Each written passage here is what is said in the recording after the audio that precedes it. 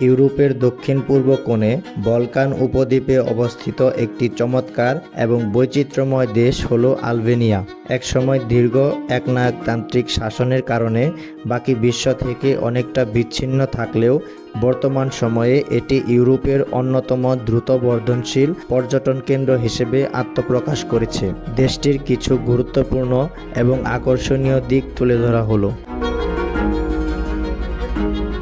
ভৌগোলিক অবস্থান ও অসাধারণ প্রকৃতি।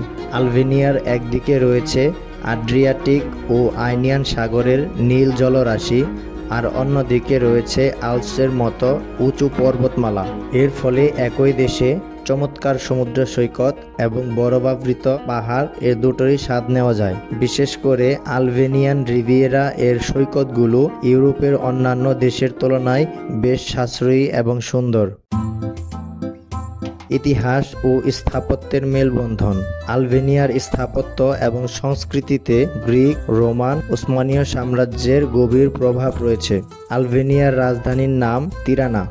বেরাত এবং জিরোকাস্তার নামের দুটি শহরকে ইউনেস্কো বিশ্ব ঐতিহ্যবাহী স্থান হিসেবে স্বীকৃতি দিয়েছে। বেরাত শহরটিকে বলা হয় হাজার জানালার শহর, কারণ এখানকার পাহাড়ের গায়ে তৈরি প্রাচীন অটোমান বাড়িগুলোর জানালা দেখতে দারুণ লাগে।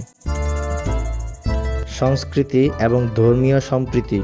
আলবেনিয়ার সংস্কৃতিতে একটি বিশেষ মানবিক দর্শন রয়েছে, যাকে বলা হয় বেসা। এর অর্থ হল প্রতিশ্রুতি রক্ষা করা এবং যে কোনো পরিস্থিতিতে অতিথি বা সাহায্য প্রার্থীকে রক্ষা করা। দ্বিতীয় বিশ্বযুদ্ধের সময় এই দর্শনের কারণেই আলবেনিয়ার মুসলিম ও খ্রিস্টান নাগরিকেরা নিজেদের জীবন বাজি রেখে হাজার হাজার ইহুদিকে আশ্রয় দিয়েছিলেন। আলবেনিয়া একটি মুসলিম প্রধান দেশ। এখানে প্রায় 60% মানুষ মুসলিম, তবে এখানে খ্রিস্টান জনগোষ্ঠীর সাথে চমৎকার ধর্মীয় সম্প্রীতি রয়েছে। বাংকারের দেশ। কমিউনিস্ট শাসক এনভার হোক্সার শাসন আমলে তীব্র যুদ্ধ ভীতির কারণে পুরো দেশ জুড়ে প্রায় 1,70,000-এরও বেশি কংক্রিটের ছোট বড় বাংকার তৈরি করা হয়েছিল। এখনকার সময়ে এই বাংকারগুলো আলবেনিয়ার একটি প্রতীক হয়ে উঠেছে। অনেক বাংকারকে বর্তমানে জাদুঘর, ক্যাফে বা আর্ট গ্যালারিতে রূপান্তর করা হয়েছে। Mother Teresa. বিশ্বজুড়ে সমাদৃত নোবেলজয়ী মাদার তেরেসা জন্মসূত্রে আলবেনীয় বংশোদ্ভূত ছিলেন।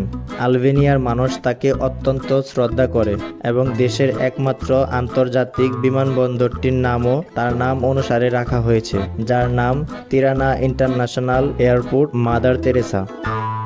আজকের এই পর্বটি কেমন লাগলো এবং পরবর্তী কোন দেশ সম্পর্কে জানতে চান তা জানাতে পারেন আমাদের কমেন্টে।